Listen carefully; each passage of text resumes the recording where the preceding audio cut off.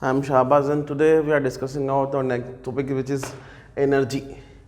इससे पहले हम लोगों ने किसकी बात की थी? वर्क के बारे में बात की थी. टॉपिक का नाम है वर्क, एनर्जी, पावर. वर्क हम लोग पहले कर चुके हैं, अभी हम बात करने वाले हैं किसकी? एनर्जी की. ठीक है, तो वर्क और एनर्जी देखा जाए तो बिल्कुल सिमिलर है, इसकी यूनिट भी सिमिलर है, लेकिन डेफिनेटली थोड़ा बहुत डिफरेंस है. तो उसके बारे में बात करते हैं. यूनिट वगैरह सब कुछ सेम है इसके अंदर. ठीक है, तो बात करते हैं एनर्जी होता क्या है, व्हाट इज एनर्जी. तो इसका सबसे पहले जो इंपॉर्टेंट चीज़ होती है वो होती है एनर्जी का डेफिनेशन. ठीक है, तो डेफिनेशन एक बहुत ही इंपॉर्टेंट चीज़ होती है जो कि पूरे टॉपिक को क्या करती है, डिफाइन करती है. ठीक है, तो डेफिनेशन ऑफ एनर्जी के बारे में क्या बोलेंगे कि energy is the capacity of doing work by a man or by an agent is called energy of the man or an agent. क्या बोला मैंने? कैपेसिटी ऑफ डूइंग वर्क, किसी भी बंदे की काम करने की जो कैपेसिटी होती है, किसी काम करने की जो कैपेसिटी वो कहलाती है उसकी एनर्जी. जैसे कि मैं एग्जांपल ले लेता हूँ कि मैं 2 घंटे तक रेगुलर पढ़ा सकता हूँ. कोई और दूसरा पर्सन, दूसरा टीचर है, वो क्या बोलता है कि मैं 4 घंटे तक रेगुलर पढ़ा सकता हूँ.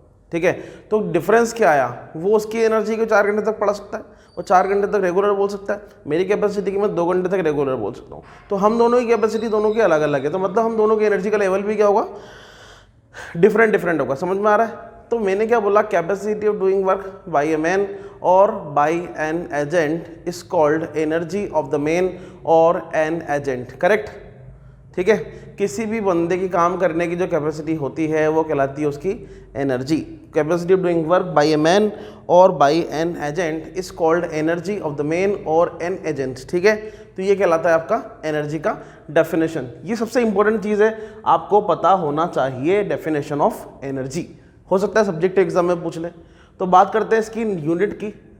तो मैंने थोड़ी देर पहले भी बोला कि अगर मैं यूनिट की बात करता हूँ तो जैसे वर्क का यूनिट होगा और एनर्जी का जो यूनिट होगा बिल्कुल सिमिलर होंगे. ठीक है, तो बात करते हैं इसकी यूनिट की. तो अगर मैं ऐसा यूनिट की बात करूँगा तो ऐसा यूनिट क्या बोलेंगे आप? जूल. अब बात करके आए थे हम लोग लास्ट वीडियो में, इसी के बारे में बात की थी. नेक्स्ट अगर बात करेंगे सीजीएस यूनिट की तो डेफिनेटली कितना होगा? अर्ग. अगर मैं रिलेशन की बात करूंगा तो 1 जूल इज इक्वल टू कितना होगा आपका? 10⁻7 अर्ग. ठीक है, तो हम लोग ये पहले से ही कर चुके हैं. ये चीज़ें बिल्कुल सिमिलर है, डिफरेंस नहीं है. ठीक है, तो ये आपका क्या हो गया? आपका यूनिट हो गया एनर्जी का. अब इसकी कुछ स्पेशल यूनिट के बारे में बात करते हैं. ठीक है, एक होती है यूनिट किलोवाट आवर. कौन सी यूनिट होती है? Kilowatt our. ये भी एनर्जी का यूनिट है. ठीक है, अब बोलोगे कि सर ये एनर्जी का यूनिट कैसे हुआ? ये जो एनर्जी का यूनिट है ये कॉमर्शियल यूनिट है, कॉमर्शियल यूनिट ऑफ एनर्जी. ठीक है, इसको बोलते हैं kilo watt. K for kilo, W for watt, H for hour. Kilo watt hour. और अगर मैं किलो वाट आर की बात करूं, निकालू इसका वैल्यू निकालू in the terms of joule, तो 1 kilo watt hour is equal to कितना होगा? 3.6 मल्टीप्लाई बाई 10⁻6 जूल. ये वैल्यू किसका है? किलोवाट आवर का in the terms of joule. मतलब मैंने इस टर्म को इससे रिलेट कर दिया, तो जी जूल आ रहा है, मतलब जूल क्या है? एनर्जी का यूनिट है. ठीक है, तो 1 kilowatt hour is equal to कितना हो गया? 3.6 मल्टीप्लाई बाई 10⁻6 जूल. मैंने कैसे निकाला इस वैल्यू को चेक करते हैं. 1 की जगह 1 रखे. ठीक है, कि 1 किलो है, किलो का वैल्यू कितना होगा? 1000. वॉट है, वॉट का वैल्यू कितना हो जाएगा? जूल पर सेकेंड. आप सोच रहे होंगे मैंने क्या कर दिया. एक्चुअल में जो वॉट है ये W है. W मतलब यहाँ पर क्या होता है? वॉट. ठीक है, और वॉट किसका यूनिट है? ऐसा यूनिट, ये पावर का ऐसा यूनिट है. किसका ऐसा यूनिट है? पावर का ऐसा यूनिट है. ठीक है, और जो पावर का फॉर्मूला होता है वो क्या होता है? हम आगे पढ़ने वाले हैं वैसे भी, वर्क डन अपॉन टाइम. ये पावर का फॉर्मूला होता है. ठीक है, तो अगर मैं इसके ऐसा यूनिट की बात करूंगा तो कितना हो जाएगा? वर्क डन का कितना? जूल, और टाइम का सेकेंड. मतलब जूल पर सेकंड मिलाकर क्या बनाएगा आपका? वॉट. समझ में आ रही बात? वही रिलेशन मैंने यहाँ पे निकाला हुआ है, जूल पर सेकंड. ठीक है, और मल्टीप्लाई बाय हो जाएगा किससे? आर है. आर का ऐसा यूनिट कितना हो जाएगा? आर है. फर्स्ट ऑफ ऑल 60 × 60 करो, मल्टीप्लाई बाय साथ में क्या कर दो? सेकंड कर दो. एक बार सेकंड से सेकंड को उड़ा दो, क्या वैल्यू बच रहा है मेरे पास? ये 3600 मल्टीप्लाई बाय 1000 जूल. तो ओवरऑल अगर मैं वैल्यू निकालता हूँ तो कितना आ जाएगा? 1 kilowatt hour is equal to 3.6 multiply by 10⁻6 joule के बराबर वैल्यू आएगा. ये जो यूनिट हुआ वो क्या है? Commercial unit of energy, 1 kilowatt hour. ठीक है, और आगे अगर नोटिस करेंगे तो 1 kilowatt hour is equal to 1 unit भी होता है। हमारे घरों में जो इलेक्ट्रिसिटी का बिल आता है वो इसी के बेस पर होता है, 1 kilowatt hour, KWH is equal to किसके बराबर होता है, 1 यूनिट। आप बोलते हैं ना कि मेरे घर में 250 यूनिट का इलेक्ट्रिसिटी का बिल आया, तो वो ये यूनिट यही है और किसके बराबर होती है, 1 किलोवाट आर। मतलब आप 1 यूनिट कंज्यूम करते हैं, इसका मतलब कितना जूल एनर्जी होगा, 3.6 मल्टीप्लाई बाय 10 की पावर 6 जूल के बराबर। ठीक है, तो एक तो वैल्यू ये हो गया आपका। एक और वैल्यू होता है इलेक्ट्रॉन वोल्ट। कौन सा वैल्यू होता है आपका, एक इलेक्ट्रॉन वोल्ट। क्या होता है आपका इलेक्ट्रॉन वोल्ट, इसको ईवी भी बोलते हैं, बहुत ही नॉर्मली आजकल तो बड़ा फेमस वर्ड हो रहा है इलेक्ट्रॉन वोल्ट, ईवी। ठीक है, ईवी होता क्या है कि एक इलेक्ट्रॉन एक पोटेंशियल डिफरेंस, मतलब जो पोटेंशियल डिफरेंस का वैल्यू अगर 1 हो, उससे अगर एक्सेलरेट करता है तो उसका वैल्यू कितना हो जाएगा, 1 इलेक्ट्रॉन वोल्ट। इसका वैल्यू कितना होता है, 1 EV इज इक्वल टू, दिखने में ऐसा लगता है कि इलेक्ट्रिसिटी वाला टर्म है, वोल्ट वोल्ट आ रहा है, ऐसा लगता है कि इलेक्ट्रिसिटी में कहाँ पहुंच गए हम लोग। तो उसका वैल्यू होता है 1.6 मल्टीप्लाई बाय 10 की पावर -19 जूल। ये वैल्यू होता है आपका 1 इलेक्ट्रॉन वोल्ट का। ठीक है, अब आप देखिए कि जूल में वैल्यू आ रहा है, मतलब कंफर्म हो गया कि एनर्जी का यूनिट ही है, हम उसी के बारे में बात कर रहे हैं।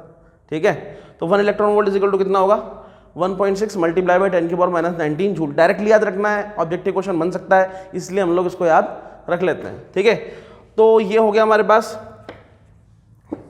एनर्जी का कुछ पार्ट्स। अब बात करते हैं नेक्स्ट टॉपिक की। नेक्स्ट टॉपिक क्या होगा मेरे पास, डिफरेंट फॉर्म ऑफ एनर्जी। हम लोगों ने एनर्जी का डेफिनेशन देखा, इसके एसआई यूनिट देखी, सीजीएस यूनिट देखी, सब कुछ सेम है किसके जैसा, वर्क के जैसा। अब मैं बात करने वाला हूं different form of,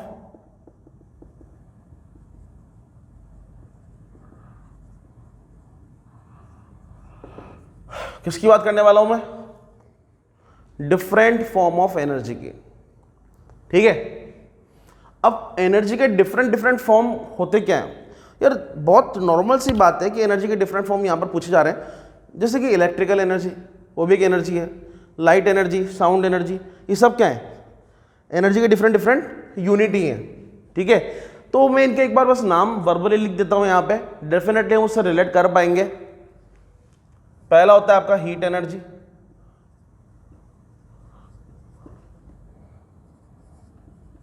light energy,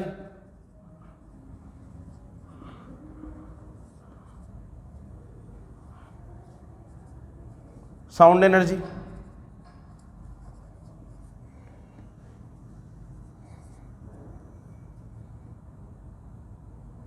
magnetic energy. कईयों को लग रहा होगा कि ये इससे भी एनर्जी होती है क्या, इलेक्ट्रिकल एनर्जी,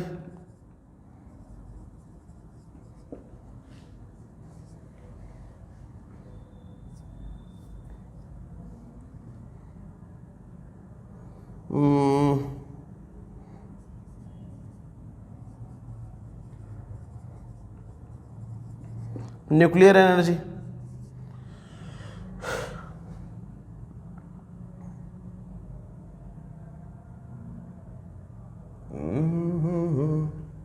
एक सी फॉर केमिकल एनर्जी,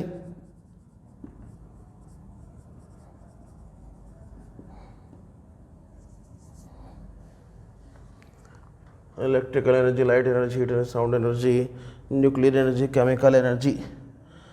इसके बाद आ जाएगा अपना मैकेनिकल एनर्जी, और भी हो सकती हैं, ऐसा नहीं है। सबसे लास्ट में मैं किसके बारे में बात करना चाहूँगा आप लोगों से, मैकेनिकल एनर्जी के बारे में।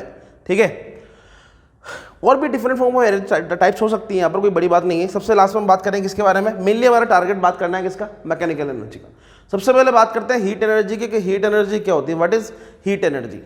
यार जिस भी बॉडी से हमें, जैसा यहाँ पर सोलर एनर्जी आ जाएगा, एक और ले लीजिए, सोलर एनर्जी हो जाएगा, और भी याद आती रहेंगी धीरे धीरे बात करते करते। ठीक है, हाँ, हीट एनर्जी के बारे में बात कर रहे थे। हीट एनर्जी यार बहुत सारी चीज़ें हैं जिससे हमें हीट एनर्जी मिलती है, सन से हीट एनर्जी मिलती है। ठीक है, अब आप घर में बोलोगे कि सर घर में मैं हीटर चला रहा हूँ, उससे भी हीट एनर्जी मिल रही है। ठीक है, बाइक का साइलेंसर अगर पीछे से टच करोगे या नहीं करोगे, दूर से देखोगे तब भी क्या होगा, वो एनर्जी कौन सी एनर्जी है, हीट एनर्जी। ठीक है, इसके बारे में बात करते हैं, लाइट एनर्जी सन से मिलती है। ठीक है, लाइट मतलब ये जो लाइट है जली हुई है, इससे जो एनर्जी मिल रही है, देख जिसकी वजह से देख पा रहा हूँ। लाइट क्यों जाते हैं, हम लोग पढ़ चुके हैं पहले, इनविजिबल फॉर्म ऑफ एनर्जी, वो भी क्या एक तरह का एनर्जी का पार्ट है। बात करते हैं नेक्स्ट, साउंड एनर्जी। मैं बोल रहा हूँ, आप लोग सुन पा रहे हैं, कौन सी एनर्जी है, साउंड एनर्जी, वो भी इनविजिबल है। ठीक है, और भी बहुत सारी चीज़ें होती है, जैसे कि मान लो पेन को इधर नॉब कर रहा हूँ कंटिन्यूसली, वो क्या है, साउंड क्रिएट हो रहा है। तो ये क्या है तो कौन सा, साउंड एनर्जी का पार्ट है। नेक्स्ट आपका मैग्नेटिक एनर्जी। मैग्नेट को अगर मैं मूवमेंट करूं, उसकी वजह से भी एनर्जी जनरेट होती है, वो कहलाती है अभी कौन सी, मैग्नेटिक एनर्जी। सबसे वेल नोन कॉमन एनर्जी है मेरे पास इलेक्ट्रिकल एनर्जी, बहुत ही वेल नोन है। इलेक्ट्रिकल एनर्जी किसी भी बॉडी किसी भी एनर्जी को दूसरी एनर्जी में इजीली कन्वर्ट कर देती है, जैसे कि साउंड एनर्जी। म्यूजिक प्लेयर है, स्विच ऑन किया, म्यूजिक बजने लगा, साउंड एनर्जी कन्वर्ट हो गई। ठीक है, ऐसे बहुत सारे एग्जाम्पल आप ले सकते हैं। तो ये हो गया। ये न्यूक्लियर एनर्जी बहुत ही वेल नोन है। न्यूक्लियर एनर्जी यूरेनियम 235 का जानते हो, नाम सुना होगा, हिरोशिमा नागासाकी, वहाँ पर बम गिराए गए थे, बहुत सारी एनर्जी जनरेट हुई। कौन सी थी, न्यूक्लियर एनर्जी, है ना। हमारे इंडिया में न्यूक्लियर एनर्जी को यूज़ करके हम लोग इलेक्ट्रिकल एनर्जी में कन्वर्ट करते हैं। बहुत सारे पावर प्लांट, बहुत सारे नहीं है, इंडिया में 7 तरह के पावर प्लांट इस तरह के हैं जो कि इस बेस पे काम करते हैं। यहाँ पे हमारे राजस्थान में है वो रावत भट्टा एटॉमिक पावर प्लांट, RAPP जिसको बोलते हैं, रावत भट्टा एटॉमिक पावर प्लांट, कहाँ का है, राजस्थान का है। ठीक है, तो ये भी काफ़ी इंपॉर्टेंट है। इस तरह के ऑल ओवर इंडिया में 7 प्लांट हैं जो न्यूक्लियर एनर्जी को कन्वर्ट करके इलेक्ट्रिकल एनर्जी में बनाते हैं। ठीक है, कौन सा काम में लेते हैं, यूरेनियम 235 का कोई एलिमेंट काम में लेते हैं, उससे न्यूक्लियर एनर्जी जनरेट होती है, उसको कन्वर्ट करते हैं किसमें, इलेक्ट्रिकल एनर्जी में। ठीक है, केमिकल एनर्जी बड़े बढ़िया सा एग्जाम्पल है। केमिकल को ले लीजिए आप, जैसे कि फ्यूल, पेट्रोल, ठीक है, कैरोसिन, किसके एग्जाम्पल हो गई है, केमिकल के एग्जाम्पल हो गए ना। मैकेनिकल एनर्जी को अभी रोक कर चलते हैं, पहले इसके बारे में बात करते हैं। Solar energy, solar energy sun से जो मिलती है वो बहुत ही कॉमन है, सोलर एनर्जी कहलाती है। तो यहाँ पर हम लोगों ने बहुत सारे डिफरेंट फॉर्म ऑफ एनर्जी देखी है, और इसके बारे में हम लोग बहुत डिटेल में बात नहीं करने वाले, राइट। हम लोग किसके बारे में बात करेंगे, मेनली मैकेनिकल एनर्जी के बारे में। तो यहाँ पर मैकेनिकल एनर्जी को हम लोग बेसिकली 2 पार्ट में क्लासीफाई करते हैं। पहला होता है आपका काइनेटिक एनर्जी, ठीक है, और दूसरा होता है आपका पोटेंशियल एनर्जी। ठीक है, दूसरा कौन सा है आपका, पोटेंशियल एनर्जी। तो मैकेनिकल एनर्जी मतलब ये जो चैप्टर आगे बढ़ने वाला है वो बेसिकली इन दोनों एनर्जी के ऊपर ही बढ़ने वाला है आगे। तो मैकेनिकल एनर्जी तो 2 पार्ट में क्लासीफाई किया हुआ है, काइनेटिक एंड पोटेंशियल। अब मैकेनिकल होती क्या है, पहला क्वेश्चन तो ये आता है, energy possessed by the body by the virtue of its state of rest and motion। मतलब अगर कोई बॉडी रेस्ट में है और मोशन या फिर मोशन में, तो कौन सी एनर्जी में होगी, मैकेनिकल एनर्जी। या तो रेस्ट में या फिर मोशन में, तो कौन सी एनर्जी में होगी, मैकेनिकल एनर्जी में। ठीक है, अगर मैं इसकी बात करूं तो इसको क्या बोलूंगा मैं, energy possessed by the body by the virtue of its motion। अगर कोई बॉडी मोशन में तो कौन सी एनर्जी में होती है, काइनेटिक एनर्जी। अगर कोई बॉडी रेस्ट में है तो कौन सी एनर्जी में होती है, पोटेंशियल में। इसका डेफिनेशन अब हम और डिटेल में जब पढ़ेंगे पूरा टॉपिक, उसके बाद और डिटेल में इसको डिस्कस करेंगे। तो मैं तो बस छोटा सा आपको ब्रीफ इंट्रोडक्शन दे रहा हूँ इनका, कि मैकेनिकल एनर्जी क्या होती है, काइनेटिक क्या होती है, पोटेंशियल क्या होती है। ठीक है, तो मैकेनिकल एनर्जी के ही ये 2 पार्ट है, काइनेटिक एंड पोटेंशियल। इसमें किसी को कंफ्यूजन नहीं होना चाहिए, पूरा का पूरा पार्ट जो है वो पूरा का पूरा थ्योरेटिकल है। ठीक है, तो यहाँ पर हम लोग इसके बाद एक टॉपिक कवर करने वाले हैं, वो है ट्रांसफॉर्मेशन ऑफ एनर्जी।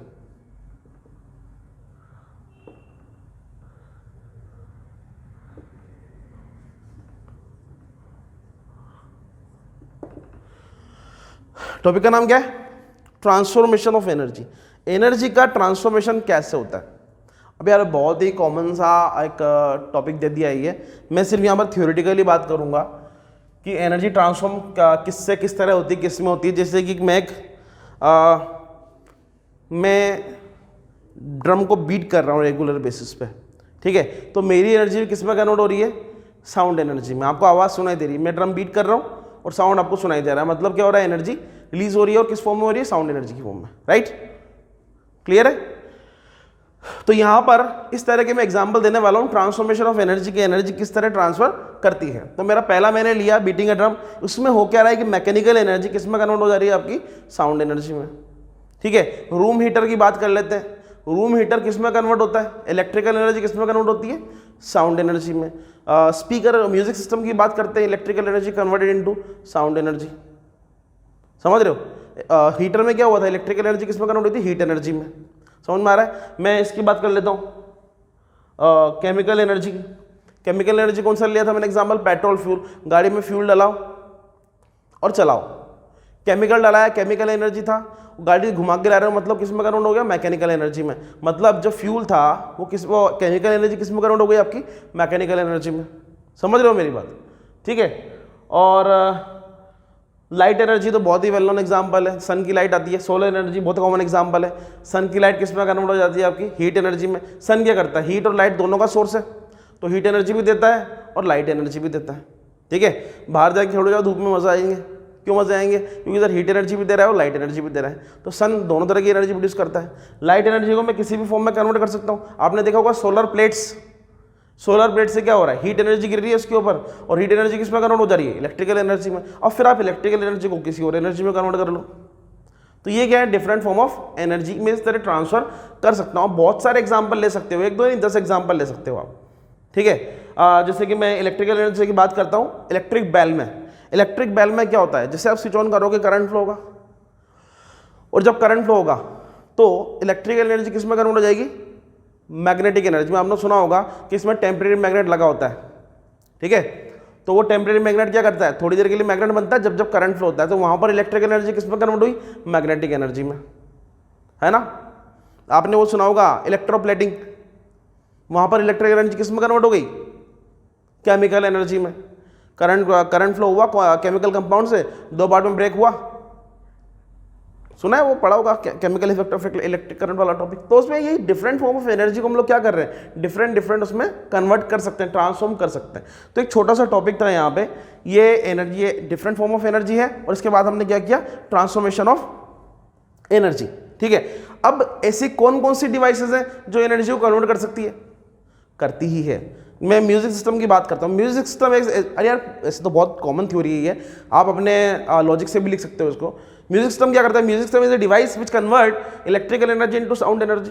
ये लो साहब, अब ये चीज़ें बताने की तो नहीं होती, ठीक है। Electric heater is a device which convert electrical energy into heat energy. ये लो साहब। Power plant, nuclear power plant की बात कर लेते हैं, RAPP जिसका नाम मैंने लिया, Rawatbhata atomic power plant. It is a plant, it is a device which convert nuclear energy into electrical energy. ये लो साहब, क्या बड़ा काम कर दिया, कुछ भी नहीं है। मेरी bike is a device which convert chemical energy into mechanical energy. ये लो साहब, कोई नया काम नहीं है, बस लॉजिक से देखना है कि कन्वर्ट कैसे हो रहा है और किस तरह हो रहा है। बात समझ में आ रही है आपको? It is very very very easy, कर सकते हैं अपन, बस सोचना है कि किस में कन्वर्ट हो रहा है। ये फैन चल रहा है, यहाँ पे लाइट चल रही है, यहाँ पे अब लाइट कैसे चल रही है, अरे भैया इलेक्ट्रिकल एनर्जी कन्वर्ट हो रही है किस में, लाइट एनर्जी में। तो tube light is a device which convert electrical energy into light energy. हो गया। तो ये बड़ा आसान है, थ्योरी है, बस अपने लॉजिक से देखना है कि रियल में हो क्या रहा है, ठीक है। और नेक्स्ट टॉपिक इज, हम लोगों ने एनर्जी के बारे में बात कर ली, नेक्स्ट में बात करने वाला हूं किसके बारे में, काइनेटिक एनर्जी के बारे में।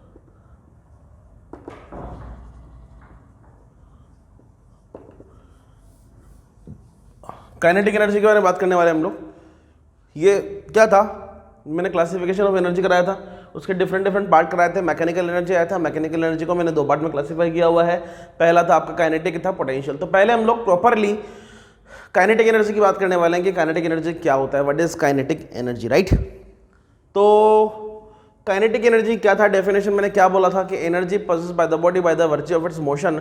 मतलब अगर कोई बॉडी मोशन में होती है तो कौन सी एनर्जी में होती है, काइनेटिक एनर्जी में होती है। जैसे कि मैं रनिंग कर रहा हूँ तो मैं मोशन में रहूँगा तो कौन सी एनर्जी में कंटेन करूँगा, काइनेटिक एनर्जी में, है ना। मूविंग एयर कौन सी एनर्जी है, काइनेटिक एनर्जी है। मूविंग बुलेट, एक मैंने गन फायर किया, बुलेट जा रहा है, कौन सी एनर्जी में, काइनेटिक एनर्जी में, ठीक है। मैंने बो एंड एरो का एग्जाम्पल ले लो, खींचा और छोड़ दिया, ठीक है। मैं इसको थोड़ा सा डिटेल में समझाता हूँ, बड़ा प्यारा एग्जाम्पल है। बो एंड एरो देखा है आपने, तीर बाण, तीर का मन, ठीक है। तो आपने इसको इस तरह लगाया और ये नॉर्मल कंडीशन में धीरे धीरे स्ट्रेच करना स्टार्ट किया। अब स्ट्रेच कर रहे हो तो होगा क्या कि धीरे धीरे जो पहले रुका हुआ है रेस्ट पे था, तो पोटेंशियल एनर्जी धीरे धीरे खींच रहा हूँ तो किस में कन्वर्ट हो गया, काइनेटिक एनर्जी में। और हाईएस्ट पॉइंट पे जाने के बाद रुक गया, मतलब फिर से काइनेटिक एनर्जी किस में कन्वर्ट हो गई आपकी, पोटेंशियल एनर्जी में। मैक्सिमम आपने स्ट्रेच करके रखा हुआ है इस तरह, अब ये रेस्ट पे है, ठीक है। तो पोटेंशियल एनर्जी स्टोर हो गई। अब जैसे रिलीज करोगे तो क्या होगा, एरो आपका स्पीड से निकलेगा। अब जो पोटेंशियल एनर्जी आपने स्टोर की हो किस में कन्वर्ट हो जाएगी, आपकी काइनेटिक एनर्जी में। समझ में आ रहा है? किस में कन्वर्ट हो जानी है वो, काइनेटिक एनर्जी में। मैं थोड़ा और डिटेल में कुछ समझाता हूँ आपको। एक्चुअल में क्या होता है कि मैकेनिकल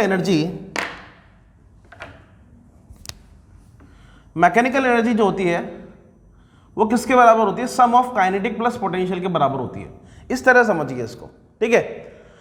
अगर मान लेते हैं कि आप 100% मैकेनिकल एनर्जी की बात करते हो तो यहां पर 100% इन दोनों का सम मिलकर होगा। जैसा कि बोल देते हैं कि अगर ये 100% होता है तो डेफिनेटली यहां पर कितना होना चाहिए, 0। अगर मैं ये बोल दूं कि भैया ये अकेला 100% है तो ये कितना हो जाएगा आपका, 0। अगर ये 50 है तो ये कितना होगा आपका, 50%। तो दोनों का सम मिलकर ही किसके बराबर होगा, मैकेनिकल एनर्जी के बराबर। अब मैं आपको बोलता हूं कि मैंने इसको स्ट्रेच करके इस तरह रखा हुआ है तो सारी की सारी पोटेंशियल एनर्जी है। अब जब मैंने रखा हुआ है इस तरह तो पोटेंशियल एनर्जी का वैल्यू मैक्सिमम है, 100% है, तो काइनेटिक कितना होगा इस वैल्यू, 0। अब बॉडी मोशन में चली गई तो पोटेंशियल काइनेटिक मैक्सिमम होगा और पोटेंशियल आपका क्या होगा, 0। तो ये एक दूसरे का सम के बराबर होता है मैकेनिकल एनर्जी का वैल्यू, ठीक है। मैकेनिकल एनर्जी किसके बराबर होगा, सम ऑफ काइनेटिक एंड पोटेंशियल के। धीरे धीरे इसके बारे में डिटेल में बात करते रहेंगे हम लोग। तो मैं बात करने वाला था काइनेटिक एनर्जी की। डेफिनेशन में बोला है कि energy passes by the body by the virtue of its motion. तो ये बॉडी किस में कहलाएगी, आपकी काइनेटिक एनर्जी कहलाएगी।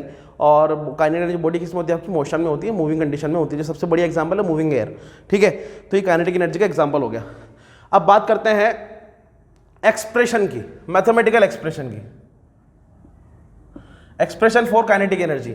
अब काइनेटिक एनर्जी का एक्सप्रेशन निकाले कैसे, मैं बता रहा हूं। आप ये देखिए कि मान लेते एक बॉल है और बॉल का इनिशियल वेलोसिटी कितना है, यहां पे 0। बॉल रुकी हुई है, ठीक है। अब बॉल रुकी हुई है तो इनिशियल वेलोसिटी 0 होगा। अब मैंने बोला कि बॉडी काइनेटिक एनर्जी कब आती है, जब बॉडी मोशन में होती है, ठीक है। अब मान लेते हैं मैंने इस बॉल पर एक फोर्स लगाया F न्यूटन का, ठीक है। F न्यूटन का मैंने क्या करा, बॉडी पर फोर्स लगाया फॉरवर्ड डायरेक्शन में, और ये बॉल मोशन में आगे चलने लगी कितनी वेलोसिटी से, v वेलोसिटी से। मतलब इनिशियल वेलोसिटी कितना है u, फाइनल कितना है आपका f। चल रही है किसी भी वेलोसिटी से। ये तो पता होगा आपको f = m है ना। और इसका एक और फॉर्मूला पता होगा m v - c / t। बहुत ही कॉमन सी बातें कर रहा हूं मैं तो यहाँ पे, ठीक है। तो डेफिनेटली अगर बॉडी पर फोर्स लगाया जाएगा तो बॉडी क्या करेगी, आपकी ए एक्सेलरेशन से एक्सेलरेट करेगी और बॉडी का कुछ टाइम बाद आफ्टर सम टाइम्स का वेलोसिटी v हो जाना है, ठीक है। ये यहां पर मैंने बोला हुआ है, ठीक है। बहुत ही कॉमन सी बातें करूंगा यहां पर मैं। अगर मैं यहां पर इक्वेशन ऑफ मोशन अप्लाई करूं, मैं टाइम की बात नहीं कर रहा, मैंने बोला बॉडी ने यहां से यहां तक s डिस्टेंस ट्रेवल किया है। डिस्टेंस को या डिस्प्लेसमेंट को मैं किससे रिप्रेजेंट करता हूं, इससे, जानते हैं आप, ठीक है।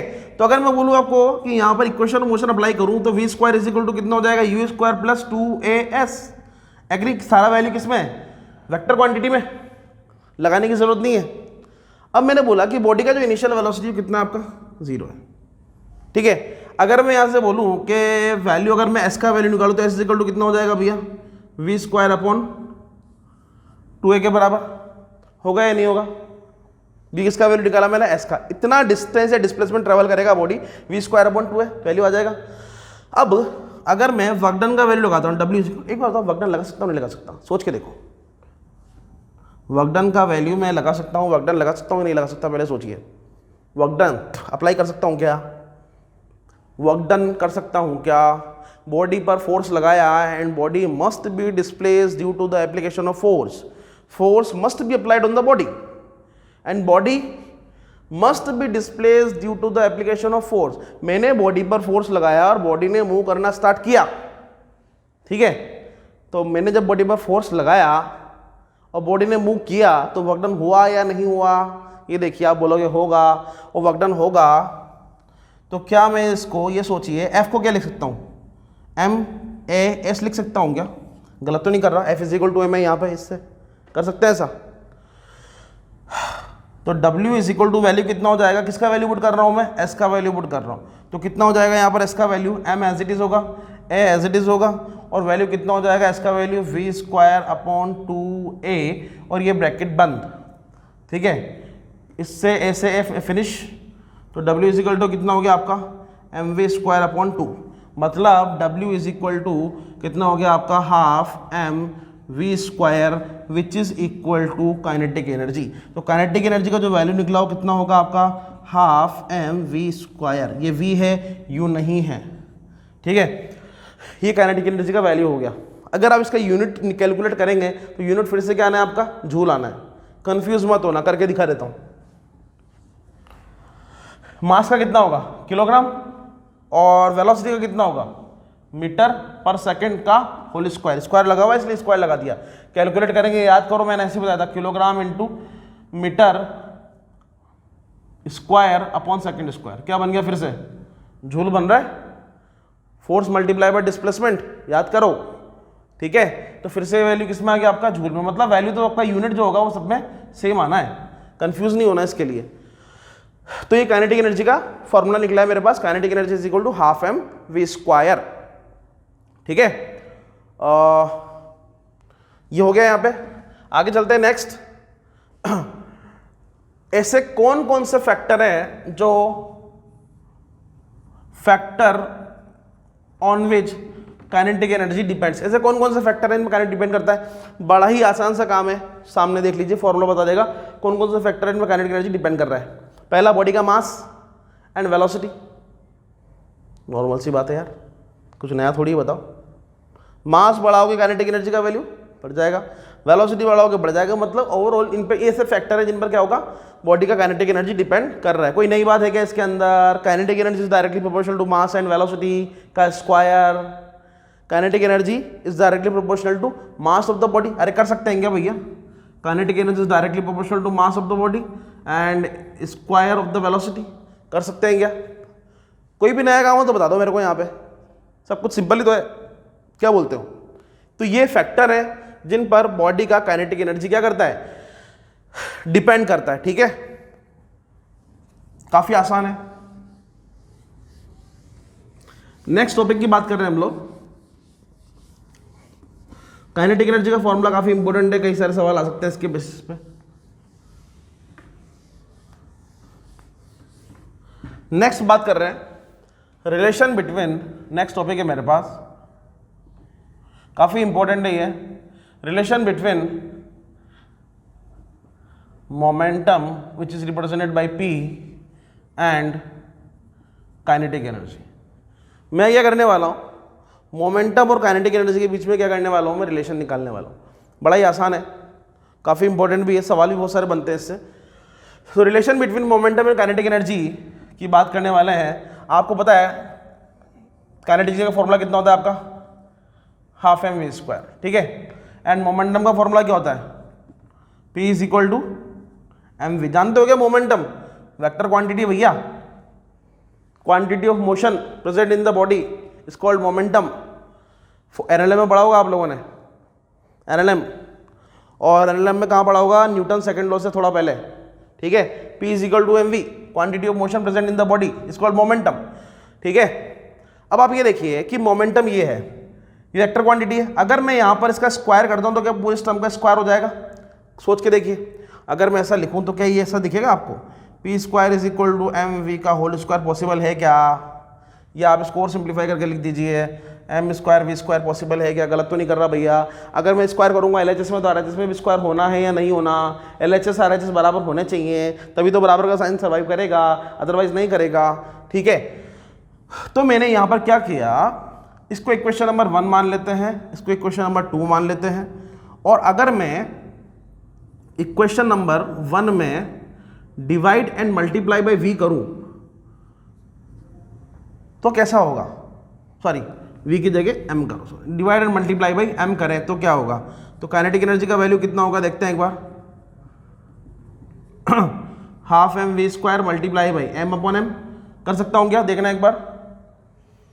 पर डिवाइड मल्टीप्लाई करने पे इक्वेशन बैलेंस ही रहेगी, वैसे भी चाहो तो आप कैंसल आउट कर दो, वैल्यू फिनिश। लेकिन अगर मैं इसका यूज़ करता हूं तो कैसा होगा, half as it is m, थोड़ा सा सिंप्लीफाई करके लिखते हैं इसको, m square V square upon 2m। क्या मैंने सही लिखा है, न्यूमरेटर में और डिनोमिनेटर में देखिए, डिनोमिनेटर में एक m आ गया, न्यूमरेटर का जो m था इससे मल्टीप्लाई हो गया, क्या कर रहा है, m square V square upon 2m। और ये किसके बराबर हो गया आपका, काइनेटिक एनर्जी के बराबर। हुआ या नहीं हुआ चेक कर लो एक बार, ठीक है। अब मैं यहाँ पर पी स्क्वायर का वैल्यू पुट आउट करता हूँ, ठीक है। किसका वैल्यू, इसका वैल्यू कितना होगा, एम स्क्वायर वी स्क्वायर के बराबर। तो काइनेटिक एनर्जी कितना हो गया, पी स्क्वायर अपॉन 2m। होगा या नहीं होगा, कर सकते हो वैल्यू पुट करने के बाद?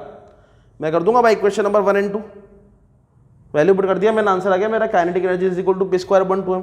ये तो वैल्यू आया काइनेटिक एनर्जी का in the terms of momentum. This is the value of kinetic energy in the terms of momentum, है ना। और अगर मैं मोमेंटम का वैल्यू निकालूं यहां से तो मैं बोलूंगा कि p स्क्वायर इधर रखो, ये 2m और ये हो जाएगा वैल्यू k। कर सकते हैं कैसा? क्रॉस मल्टीप्लाई करके देखना, कोई नया काम नहीं कर रहा हूं मैं यहाँ पे, ठीक है। काइनेटिक एनर्जी कितना हो जाएगा आपका p स्क्वायर अपॉन 2m। अगर मोमेंटम निकालोगे तो p square is equal to कितना हो जाएगा 2m k। स्क्वायर को उधर फेंक दीजिए तो p इज इक्वल टू कितना हो जाएगा रूट 2m k। यह वैल्यू हो जाएगा आपका, ठीक है। ये आपका वैल्यू जो निकला है, किसका वैल्यू निकला है? ये मोमेंटम का in the terms of kinetic energy. ये फॉर्मूला है काइनेटिक एनर्जी का in the terms of momentum, ये फॉर्मूला है मोमेंटम का in the terms of kinetic energy, ठीक है। कोई कंफ्यूजन इसमें आपको? इससे रिलेटेड अभी एक दो सवाल कर लेंगे हम लोग, ठीक है। इससे रिलेटेड सवाल कर लेंगे, टेंशन वाली बात नहीं है। इससे रिलेटेड अभी सवाल कर लेते हैं। इसमें फॉर्मूला में देखिए कि फॉर्मूला का डेरिवेशन भी कभी कभी सब्जेक्टिव उसमें आ सकता है, ठीक है। कोई कंफ्यूजन हो तो बताइए इसके अंदर। Kinetic energy is equal to p square upon 2m, ठीक है। और मोमेंटम इज इक्वल टू कितना हो जाएगा रूट 2m k। फॉर्मूला बहुत ज़्यादा इंपॉर्टेंट है, आपको ध्यान रखना है, ठीक है। इससे रिलेटेड भी सवाल कर लेते हैं इसके।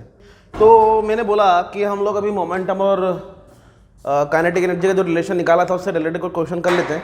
तो हम लोग ये क्वेश्चन कर रहे हैं, रिलेशन आपको ध्यान रखना है, ठीक है। Two bodies of masses m and mb having equal kinetic energy. Kinetic energy equal है, लेकिन आपको क्या करना है, मास अलग अलग है। Find the ratio of momentum, momentum का रेशो निकालना है। मतलब आपको p is equal to root 2m ke वाला फॉर्मूला लगाना है। आई थिंक आप समझ गए होंगे मैं क्या कर रहा हूं, ठीक है। तो a अगर बॉडी है तो pa, इसके मास की बात करें तो ये मास कितना हो जाएगा आपका ma, और काइनेटिक एनर्जी दोनों का क्या है सेम, ठीक है। उनका रेशो निकालना है। तो काफी आसान सा सवाल है, बहुत आसान है ये। pb, ठीक, मोमेंटम ऑफ बी बॉडी, और ये हो जाएगा आपका 2mb ke। आपको पता होना चाहिए कि a और b, kinetic energy of body a is equal to kinetic energy of body b बराबर है। तो जो जो कट सकता है उसको उड़ा दें। pa momentum of body a and momentum of body b जो आएगा वो ma अपॉन mb आएगा। काफी आसान सा सवाल है, मतलब कुछ ज़्यादा दिमाग नहीं लगाना इसके अंदर, ठीक है। यहां आते हैं, नेक्स्ट क्वेश्चन है मेरे पास ये वाला। If kinetic energy of body is increase by 100%। अरे बॉडी का काइनेटिक एनर्जी कितना करना है? 100% बढ़ा देना है। थोड़ा सा सोचना पड़ेगा कि 100% बढ़ा रहा है। बात करते हैं, find change in momentum. Momentum में चेंज निकालना है। p is equal to momentum का फॉर्मूला क्या होता है? अगेन 2m k, ठीक है। अब चेंज वाला जो परसेंटेज चेंज की आप बात कर रहे हो तो आपने कब तक किया नहीं इस तरह का फॉर्मूला। तो परसेंटेज चेंज का जो फॉर्मूला होता है वो होता है final minus initial upon initial multiply by 100। P final मतलब momentum, final momentum minus initial momentum upon initial momentum multiply by 100 इसका वैल्यू होता है। तो इसका अगर मैं वैल्यू निकालूंगा तो कितना होएगा रूट 2 काइनेटिक एनर्जी। अच्छा देखो, kinetic energy of body is increase by 100%। अब ये बोल रहे हैं काइनेटिक एनर्जी का वैल्यू मैंने बढ़ा दिया। अब सोचो सब कुछ सेम रहेगा, मास के बारे में कोई बात की नहीं है, बस काइनेटिक एनर्जी बढ़ाया है। तो पहले फॉर्मूला क्या लिखूंगा? फॉर्मूले पे क्या लिखूंगा? ये m ke के ई इसने बोला 100% बढ़ा दिया। देखो मेरे पास जेब में 100 रुपये है, ठीक है, और 100 रुपये जितने भी हैं उसका 100 टाइम बढ़ गए, 100% बढ़ गए। मतलब कितना हो गया? 100 के 200 हो गए, 100% इंक्रीज हो गया वैल्यू, है ना? समझ रहे हो? तो ऐसा मत समझना कि 100 टाइम मल्टीप्लाई करना, ऐसा नहीं है। जितना है उसका डबल हो गया। तो मैंने डायरेक्टली कितना का जो भी था इसका वैल्यू काइनेटिक एनर्जी का, पहले कितना होगा 1, तो उसका 100 टाइम बढ़ गया, मतलब कितना हो गया अभी 2। ये थोड़ा सा कंफ्यूजन होता है ऐसे सवालों में। माइनस इनिशियली क्या रहा होगा 2m के अपॉन अगेन 2m के, बोलते हो सही है क्या? है ना? मल्टीप्लाई बाय कितना 100। अब भाई साहब कैलकुलेट करने की बारी आई है अपनी। यहां पर फिजिक्स फिनिश हो गई है, मैथ स्टार्ट हो रहा है, ठीक है। फिजिक्स खत्म, मैथ स्टार्ट। कुछ कॉमन निकल रहा है तो निकाल लीजिए। 2m के रूट 2 -1 अपॉन, सॉरी अपॉन 1 और ये वैल्यू हो जाएगा 2mk। मतलब ये समझ लीजिए कि यहाँ पर यही बचा हुआ है, तो इसको सिंप्लीफाई करें, साथ में मल्टीप्लाई में कितना दिया हुआ है वैल्यू का 100। ये वैल्यू कितना है √2 1.414, याद है √2 का वैल्यू -1। तो मैं क्या लिखूंगा यहाँ पे आगे जाके 1.414 -1 मल्टीप्लाई बाय कितना हो जाएगा 100। अगर मैं माइनस करता हूँ यहाँ से तो वैल्यू कितना हो जाएगा 0.414 मल्टीप्लाई बाई 100, तो 41.4% is the answer. 41.4% is the answer. तो आपका ये वैल्यू होना है। इस तरह आपके 2-4 सवाल और हैं, वो हम कर सकते हैं आगे नेक्स्ट वीडियोज़ में। तो ये काफ़ी इंपॉर्टेंट पार्ट था और काफ़ी कैलकुलेटिव है। तो हमारा नेक्स्ट टॉपिक है वर्क एनर्जी थ्योरम। इस टॉपिक को एक और नाम से बुलाते हैं, टॉपिक का नाम है relation between work done and kinetic energy. इस तरह का एक रिलेशन के नाम से बुला सकते हैं इसको। मेन जो टॉपिक का नाम है वो है वर्क एनर्जी थ्योरम, मतलब वर्क एनर्जी थ्योरम। अब इसका डेफिनेशन सबसे इंपॉर्टेंट है कि डेफिनेशन क्या होता है। इसका डेफिनेशन होता है work done by the force acting on the body is equal to change in kinetic energy of the body. क्या बोला इसने, work done by the force acting on the body is equal to change in kinetic energy of the body. ये इसका statement है। अब अगर मैं बात करूँ इसकी वैल्यू की, तो अगर वर्क डन की बात करें W is equal to F S मेरा फॉर्मूला होता है वर्क डन का। और अगर मैं रिलेशन की बात करूँ तो एक रिलेशन होता है equation motion third V square is equal to U square plus 2AS। ये रिलेशन आप सबको पता होगा। अगर मैं यहाँ से S का वैल्यू या A का वैल्यू फाइंड आउट करूँ तो कितना हो जाएगा V square minus U square upon 2S। ठीक है, इसका वैल्यू उठाकर आप यहाँ पुट कर सकते हैं। अच्छा, इसको मैं F को MS भी लिख सकता हूँ ना, जैसे मैंने पहले भी लिखा था अभी थोड़ी देर पहले। ठीक है, तो W इज इक्वल टू कितना हो जाएगा आपका M एज इट इज है, एक ही जगह कितना आ जाएगा V square minus U square upon 2S और मल्टीप्लाई बाई S। S को S से उड़ा दो तो W इज इक्वल टू कितना हो जाएगा half M V square minus half M U square. तो ये W का जो वैल्यू निकला वो कितना निकला, ये काइनेटिक एनर्जी है, ये भी काइनेटिक एनर्जी है, लेकिन इसमें वेलोसिटी फाइनल है, इसका वेलोसिटी इनिशियल है। तो वैल्यू कितना हो जाएगा यहाँ पर kinetic energy final minus kinetic energy initial.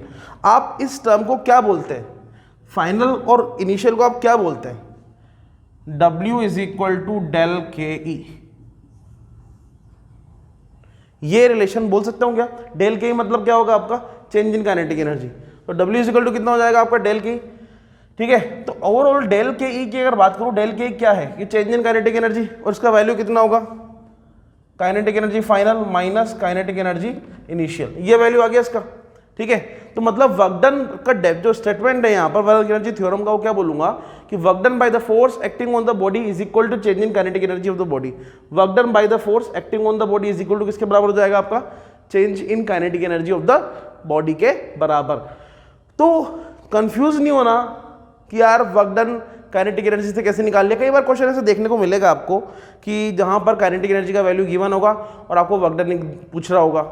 ठीक है, तो ऐसा कंफ्यूज नहीं होना इस सिचुएशन में कि जहां पर वर्क डन निकालना हो, काइनेटिक एनर्जी के डेटा दिए हुए हो, कंफ्यूज मत होना, डायरेक्टली कंसेप्ट लगाओ work done by the force acting on the body is equal to change in kinetic energy of the body. ठीक है, तो ये वर्क एनर्जी थ्योरम है, या फिर इसको क्या आराम से बोल सकता हूँ, this is the relation between work done and kinetic energy. ठीक है, तो हमारा जो नेक्स्ट टॉपिक है वो है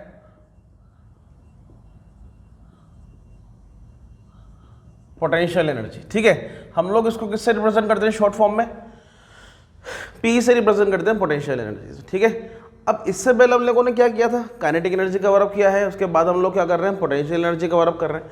तो पोटेंशियल एनर्जी होता क्या है, सबसे पहले इसकी डेफिनेशन की बात करते हैं। तो डेफिनेशन ऑफ पोटेंशियल एनर्जी क्या होगा कि energy possessed by the body by the virtue of its position। ठीक है, इसका बहुत ही कॉमन सा स्टेटमेंट था जो हमने डिस्कस किया था इससे प्रीवियस वाले लेक्चर में। ठीक है, तो यहाँ पर ये पोटेंशियल एनर्जी का डेफिनेशन हो गया, ड्यू टू इट्स पोजीशन, या जब बॉडी रेस्ट में होगी तो कौन सी एनर्जी में होगी, पोटेंशियल एनर्जी में होगी। ये हम लोगों ने लास्ट टाइम डिस्कस किया था। ठीक है, अब बात करते हैं इसके कुछ एग्जाम्पल की। ठीक है, एग्जाम्पल क्या होंगे पोटेंशियल एनर्जी के, जैसे कि मैंने बोला है कि डैम है, डैम उसके अंदर पानी भरा हुआ है। अब डैम का आपने देखा होगा कभी भी बैराज वगैरह, डैम वगैरह, जहाँ पे इस तरह का एक सरफेस बना होता है। ठीक है, और पीछे की तरफ क्या होता है आपका वाटर स्टोर्ड होता है।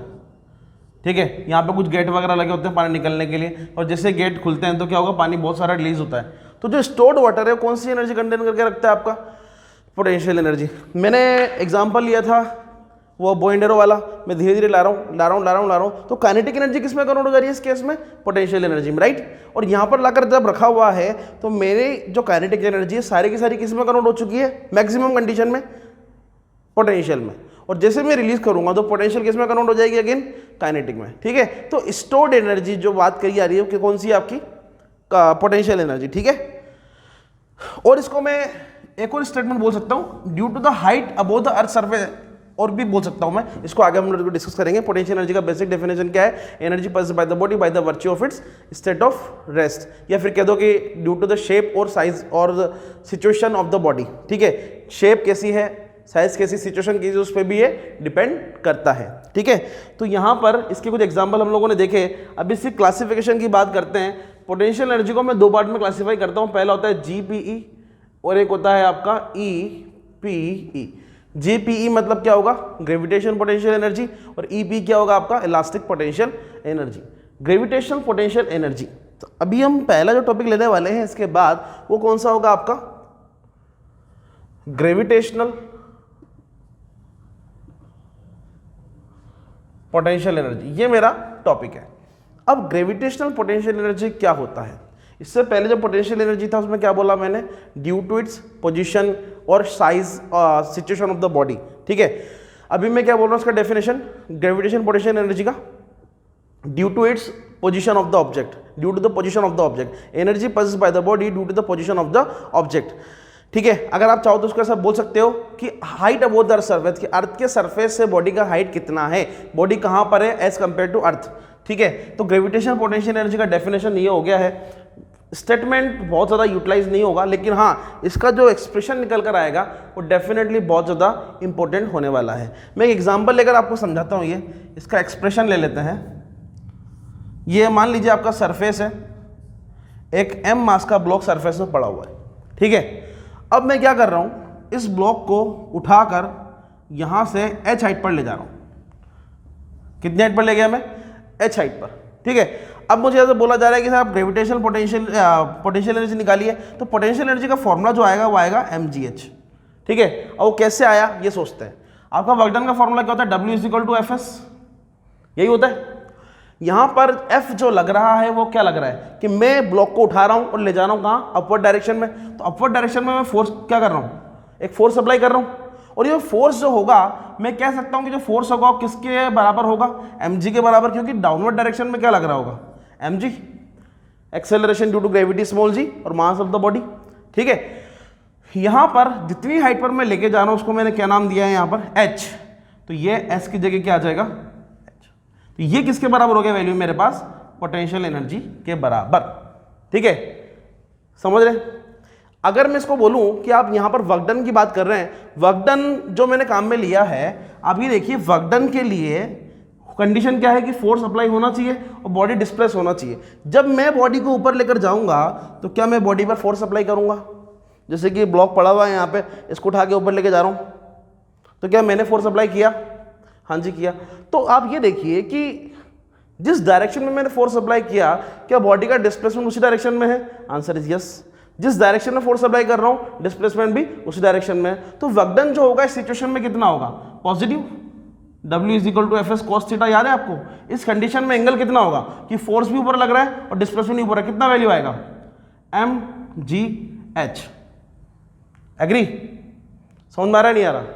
जिस डायरेक्शन में फोर्स लगा रहा हूं, work done by the force, मेरा टारगेट क्या है, work done by the force निकालना, ठीक है। बॉडी भी ऊपर जा रही है, फोर्स भी ऊपर लग रहा है, मतलब work done by the force कितना हो गया आपका, वैल्यू जो आएगा वो कैसा आएगा, पॉजिटिव।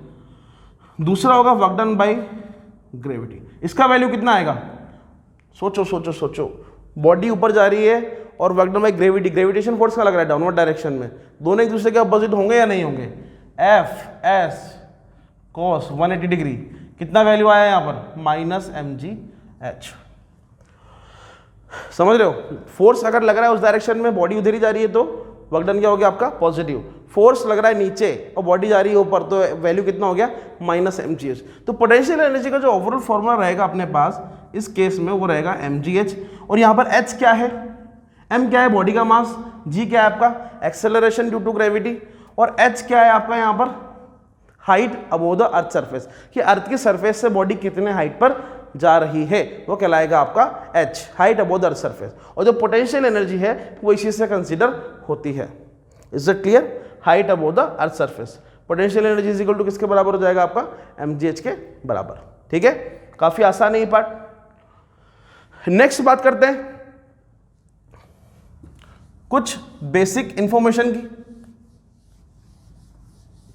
जो कि इसी से रिलेटेड है, जो मैं बता रहा हूं आपको कि इंफॉर्मेशन क्या होगी।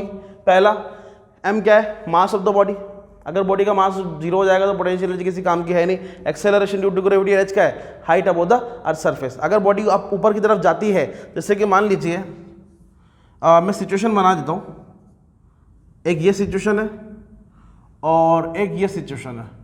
ठीक है, ये जो बॉडी है पहले गई h हाइट पर और एक बार बॉडी चली गई उसके कंपेयर में 2h हाइट पर।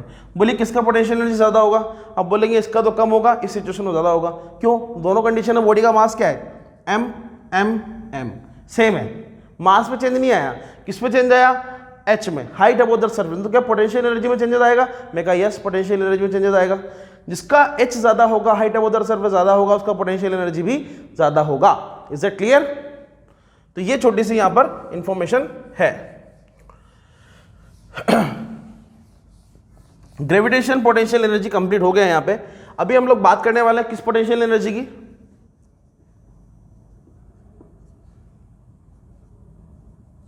हमने इससे पहले क्या पढ़ा? Gravitation potential energy. अभी हम क्या पढ़ने वाले हैं? Elastic potential energy. Elastic potential energy क्या होगा? Energy possessed by the body due to its deformed shape. क्या बोलेंगे? Due to its deform shape, मतलब डिफॉर्म शेप, शेप के चेंज होने की वजह से जो एनर्जी कंटेन होती है, जो एनर्जी पसेस होती है, वो कौन सी एनर्जी कहलाती है आपकी? Potential energy, right. अगर मैं चाहूं तो पोटेंशियल एनर्जी जो ये बेसिक है उसका भी इंफॉर्मेशन, उसका डेफिनेशन भी इस तरह दे सकता हूं। क्या? दोनों का मिला के। कैसे? उसका मैंने क्या बोला था ग्रेविटेशन पोटेंशियल एनर्जी में? Energy possessed by the body due to its position. इसमें क्या बोला? Due to its deform shape. तो इसका कॉमन डेफिनेशन क्या बोल सकता हूं कि energy possessed by the body due to its position and deform shape of the object. ये भी इसका डेफिनेशन हो सकता है। तो इस तरह आप कर सकते हैं इसको।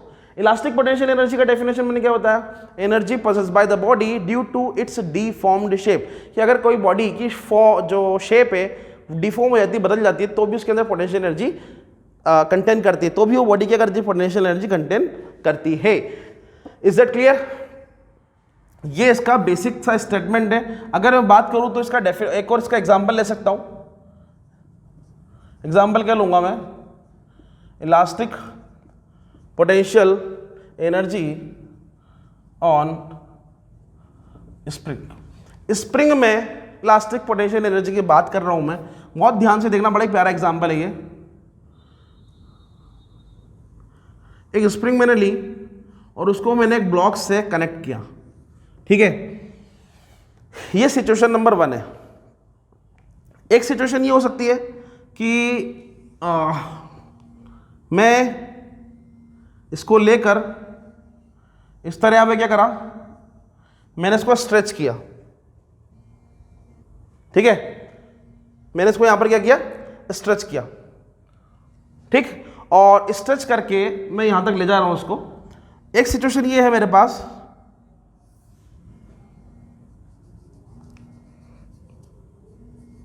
मैंने इसको कंप्रेस किया। ठीक है, 3 सिचुएशन ले ली। ये कौन सी सिचुएशन है आपकी? Normal situation. ये मैंने क्या किया हुआ है? यहां पर स्ट्रेच किया हुआ है और इसको मैंने क्या किया हुआ है? यहां पर कंप्रेस किया हुआ है। ठीक है, अगर आप नॉर्मल सिचुएशन से देखेंगे तो ब्लॉक इसमें x उधर चला गया है, इसमें x इधर गया। क्या बोलते हो? अब आप ये सोचिए कि जब मैं इसको यहां पर खींचकर यहां ले जाऊंगा और यहां से रिलीज कर दूंगा एक बार, अगर मैं रिलीज कर दूं तो क्या होगा इस सिचुएशन में? सोचकर देखिए। अगर मैं रिलीज कर दूंगा तो पहले क्या होगा? ब्लॉक होगा या नहीं होगा? नॉर्मल सिचुएशन थी, खींचकर लाया इधर और रिलीज कर दिया तो क्या होगा? इस तरह होगा, एक बार स्ट्रेच एक बार कंप्रेस, एक बार स्ट्रेच एक बार कंप्रेस। होगा या नहीं होगा? आप सोचिए कि अगर मैं ब्लॉक को जब खींच के इधर ले जा रहा हूं तो क्या मैं F फोर्स लगा रहा हूंगा? सोच कर देखिए, जब मैं ब्लॉक को खींच के इधर ले जा रहा हूँ तो क्या मैं इस पर एफ फोर्स लगा रहा हूँ, और स्प्रिंग की टेंडेंसी क्या होगी इस सिचुएशन में, स्प्रिंग चाहती है कि मैं उसको खींचकर अंदर ले जाऊँ। मतलब स्प्रिंग जो फोर्स लगा रही है वो कहाँ लगा रही है, अंदर की डायरेक्शन में, और मैं जो फोर्स लगा रहा हूँ कहाँ लगा रहा हूँ, बाहर की तरफ। यहाँ पर इस सिचुएशन में क्या कर रहा हूँ, अगर मैं इसको अंदर जा रही है स्प्रिंग, अगर मैं मान लो कंप्रेस करके अंदर ले, तो मतलब मैं फोर्स किस डायरेक्शन में लगाऊंगा, इस डायरेक्शन में, और स्प्रिंग की टेंडेंसी क्या होगी, बाहर आने की। Are getting my point? तो इस सिचुएशन में जो फोर्स का वैल्यू आएगा वो वैल्यू आएगा F is equal to minus KX। ये कौन सा फोर्स आया मेरे पास, स्प्रिंग फोर्स। कौन सा फोर्स है ये मेरे पास, स्प्रिंग फोर्स। ठीक है, मैं और समझाता हूं आपको, यहां पे थोड़ा सा मैं इसको एनर्जी से रिलेटेड करके समझाता हूं। ये नॉर्मल सिचुएशन है, जब मैं खींचकर यहां पर लाया तो आप सोचिए इसको मैक्सिमम, इसकी जो एक्सट्रीम पोजीशन थी वो वहां तक ले जा रहा हूं मैं आपको। कहाँ ले जा रहा हूं, एक्सट्रीम पोजीशन। मतलब अगर मैं इससे और आगे थोड़ा लेके जाऊंगा तो ये ब्लॉक क्या होगा आपका, टूट जाएगा। ठीक है, तो इसकी एक्सट्रीम पोजीशन है, मतलब इस केस में मैं कह सकता हूं इसका पोटेंशियल एनर्जी क्या होगा, इस केस में मैक्सिमम होगा। और जब पोटेंशियल एनर्जी मैक्सिमम होगा तो काइनेटिक एनर्जी का वैल्यू कितना होगा इस केस में, 0। मैं यहां पर आता हूं एक बार, मैं इसको इसकी एक्सट्रीम पोजीशन तक ला चुका हूं, मतलब ये कंप्रेस करने की कंडीशन की एक्सट्रीम कंडीशन है। कंप्रेशन में क्या है, एक्सट्रीम है, मतलब इससे और अंदर लेके जाऊंगा तो क्या होगा, ये ब्लॉक टूट जाएगा, स्प्रिंग टूट जाएगा। मतलब फिर से अगर इस सिचुएशन की बात करूं तो इस सिचुएशन में पोटेंशियल एनर्जी क्या होगा, मैक्सिमम, और काइनेटिक एनर्जी कितना होगा, 0। समझ रहे हो? अब मैंने क्या किया, जब मैं यहां पर ले गया था तो छोड़ दिया, रिलीज किया, तो ये जो ब्लॉक होगा वो इस तरह क्या कर रहा होगा, रेगुलर बेसिस पे मूवमेंट कर रहा होगा। इसका एक्सट्रीम पोजीशन है, यहां पर इसका एक्सट्रीम पोजीशन है, और एक ब्लॉक क्या कर रहा होगा इस सिचुएशन में, बार बार मूवमेंट कर रहा होगा कंटिन्यूअसली। ठीक है, तो आप सोचिए कि जब ब्लॉक बीच में कहीं आएगा एक बार, तो क्या ये पोजीशन उसका मीन पोजीशन कहलाएगा। मीन मतलब जहां पे पहले था नॉर्मल कंडीशन में, होगा या नहीं होगा, और फिर ट्रेवल करते हुए यहाँ आएगा, यहाँ से यहाँ आएगा, फिर वापस यहाँ आएगा, फिर यहाँ चला जाएगा। जैसे कि पेंडुलम इस तरह होता है, इस तरह घूम रहा होता है कंटिन्यूसली। ये जो पोजीशन है उसका मीन पोजीशन है। वैसे ही ये ब्लॉक का क्या है, मीन पोजीशन। इस सिचुएशन की बात करी जाए तो इस सिचुएशन में काइनेटिक एनर्जी कितना होगा इसका, मैक्सिमम, और पोटेंशियल एनर्जी कितना होगा इसका, 0। पोटेंशियल एनर्जी 0 क्यों है, क्योंकि एक्स का वैल्यू यहाँ पर कितना होगा, 0। एक्स का वैल्यू कितना होगा यहाँ पर, 0, इसलिए पोटेंशियल एनर्जी कितना हो गया आपका, 0। और बात करें काइनेटिक एनर्जी की, तो काइनेटिक एनर्जी कितना होगा, मैक्सिमम। क्यों, क्योंकि यहां पर जब था तभी इसका वेलोसिटी मैक्सिमम था, इसीलिए ब्लॉक यहां तक जा पा रहा है। फिर यहां पर क्या होगा आपका, काइनेटिक 0 हो जाएगा, मतलब वेलोसिटी 0 हो जाएगा, तब ब्लॉक वापस उधर जाएगा। जैसे कि आपका वो पेंडुलम की बात करते हैं, यहां पर पड़ा हुआ था, ठीक है, मैं यहां पर ले गया खींच के, फिर ऑक्सीलेट करके नीचे आया, ऑक्सीलेट करके उधर जाएगा। शिट,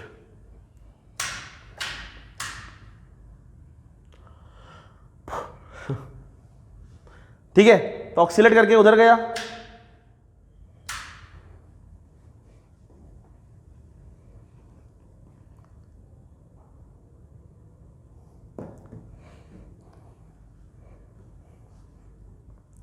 ठीक है, तो ऑक्सीलेट करके पेंडुलम क्या कर रहा है आपका, उधर जाएगा, फिर वापस यहां आएगा, फिर यहां आएगा। तो जब यहां पर होगा पेंडुलम तो इसका एक्सट्रीम पोजीशन होगा। ऐसा नहीं पेंडुलम घूम के वापस ऐसा आ जाएगा, नहीं नहीं नहीं, ऐसा नहीं होगा। यहां तक आया, काइनेटिक एनर्जी कितना हो जाएगा, 0, क्योंकि इससे ऊपर नहीं जा पा रहा है। फिर पोटेंशियल, फिर धीरे धीरे नीचे आएगा, फिर क्या होगा, यहां पर इस सिचुएशन में क्या है, पोटेंशियल एनर्जी मैक्सिमम है, यहां आया काइनेटिक मैक्सिमम, पोटेंशियल 0, हाइट अब उधर सरफेस कितना हो गया इसका, 0। इसलिए ये वाला सिचुएशन हम बता रहे हैं, और ये कितना इसका वैल्यू कितना होगा, F is equal to minus K X के बराबर। बीच में मिड पॉइंट पर क्या होगा, काइनेटिक एनर्जी मैक्सिमम होगा, और पोटेंशियल एनर्जी किसके बराबर होगा आपका, 0 के बराबर।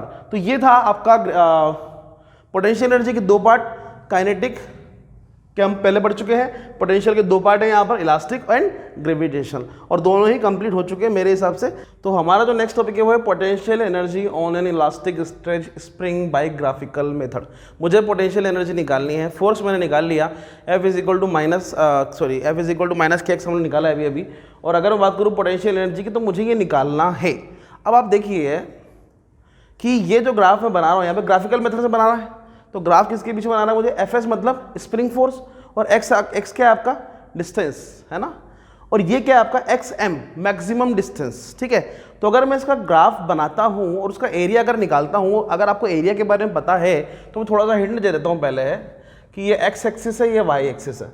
अगर मुझे एक्स और वाई एक्सिस का बोला जाए कि आप इसका एरिया फाइंड आउट करें, तो आप क्या करेंगे कि इसके बीच का जो एरिया है, जैसे कि मान लीजिए ये है और ये स्लोप मैंने लिया, अब इसका एरिया कैसे निकलेगा, सर इसका एरिया निकलेगा ट्राइंगल से, half into base into height, इस तरह में इसका एरिया निकालता हूँ। तो आप देखेंगे यहाँ पर अगर यहाँ ट्राइंगल होता, सपोज दैट यहाँ पर ये होता, इस तरह की लाइन होती, तो ये किसका निकलता, एरिया ऑफ रेक्टेंगल निकलता, एरिया ऑफ स्क्वायर निकलता। तो मुझे यहाँ पर क्या दिख रहा है, ये दिख रहा है मुझे ये वाला शेडेड पार्ट। इसका एरिया अगर मुझे निकालना है तो क्या करूँगा मैं, मान लेते हैं ये आपका ओरिजिन है, ये बी मान लेते हैं, ये ए मान लेते हैं, तो कैसे निकालोगे इसका एरिया, वही half into base into height, half into base कितना है आपका ओ बी, और हाइट कितना है ए बी, ठीक है। इसका वैल्यू कितना होगा, हाफ इंटू इसका वैल्यू कितना है, कर सकते हैं हम लोग, ये वैल्यू ये किसके बराबर है आपका एक्स के, और ये किसके बराबर है आपका एफ के, तो ये हो रहा है आपका एफ एस, ये सब्सक्रिप्ट होगा, और ये होगा आपका एक्स, ठीक है। एम ले लेते हैं मैक्सिमम जितना भी आ रहा है। एफ कितना निकाला था अपन लोगों ने, F S is equal to spring force कितना था, माइनस के एक्स के बराबर, इसको भी कॉमन ले लीजिए आप, तो छोड़िए, कितना ले लें के एक्स के बराबर। अब मैं एफ का वैल्यू अगर यहाँ पुट करता हूँ तो ये कितना निकलेगा, half into minus K x, और ये भी एक्स, ठीक है। ये नॉर्मल कंडीशन की ले रहा हूँ मैं, अगर मुझे एक्सट्रीम करना होगा तो यहाँ क्या कर दूंगा मैं, एम कर दूंगा हर जगह, मतलब किसके बराबर हो जाएगा ये एक्सट्रीम का, ठीक है। तो क्या निकला, वर्क डन निकाल रहे हैं अभी, ठीक है। तो कितना हो गया, हाफ माइनस का हाफ के एक्स एम का होल स्क्वायर, ये हो गया वर्क डन, ठीक है। अगर मैं बोलूं कि work done by the spring force and work done by the external force की अगर बात की जाए, आप सोचिए मैंने थोड़ी देर पहले स्प्रिंग की बात की थी, ये स्प्रिंग था, स्प्रिंग वाला सिचुएशन था, ठीक है। मैं फोर्स इधर लगा रहा था और इधर भी एक फोर्स लग रहा था स्प्रिंग फोर्स, अगर मैं स्ट्रेच करता हूं तो एक्सटर्नल फोर्स तो मैंने लगाया, ये क्या है ई है, ई मतलब एक्सटर्नल फोर्स।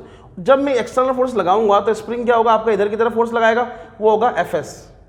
तो क्या ये दोनों एक दूसरे के रेस्पेक्ट में क्या है, इक्वल अपोजिट है कि नहीं है, ये इधर लग रहा है इधर लग रहा है, मतलब इसमें मैग्नीट्यूड का क्या होगा, सेम होगा, लेकिन जो डायरेक्शन होगा अपोजिट होगा। तो इस सिचुएशन में work done by the external force अगर मैं निकालूं तो वो कितना हो जाएगा, इसके बराबर। अगर मैं work done by the external force निकालूं तो, ठीक है, एक्सटर्नल फोर्स का वर्क डन क्या होगा, अलग होगा as compare to spring force. ये क्या है, स्प्रिंग फोर्स का है, ठीक है। तो वैल्यू कितना हो जाएगा, W is equal to minus of minus, मतलब दो माइनस हो गए तो वैल्यू कितना हो जाएगा finally, plus half k x m का होल स्क्वायर। समझ में आ रहा है नहीं आ रहा है ये वाला पार्ट। तो ये आपका निकला, ये क्या है, पोटेंशियल एनर्जी ऑफ स्प्रिंग, ये वाला पार्ट है क्या, potential energy on the elastic stage string, कितना वैल्यू हुआ, हाफ के एक्स एम का होल स्क्वायर। ये वैल्यू निकाल लिया मैंने किससे, with the help of graphical method, ठीक है। आगे करते हैं नेक्स्ट टॉपिक, कंटिन्यू। तो हमारा नेक्स्ट टॉपिक दिया हुआ है यहाँ पे, conservation of energy in an elastic spring.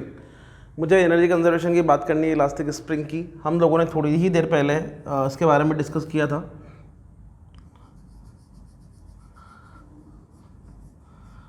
ठीक है। ये ब्लॉक एम मास का है, ये इसकी नॉर्मल सिचुएशन है। जब मैं इसको स्ट्रेच करके यहाँ ले जाऊँगा तो ये इसकी एक्सट्रीम पोजीशन हो जाएगी। जब कंप्रेस करके ब्लॉक यहाँ आएगा तो ये कौन सी पोजीशन कहलाएगी, आपकी कंप्रेस वाली पोजीशन, ठीक है। आपको पता था कि इस केस में जो पोटेंशियल एनर्जी है बॉडी का वो जीरो है, काइनेटिक एनर्जी मैक्सिमम है। यहाँ इस केस में क्या था, पोटेंशियल एनर्जी स्ट्रेच वाली कंडीशन में मैक्सिमम है, काइनेटिक एनर्जी कितना होगा, यहाँ पर जीरो होगा।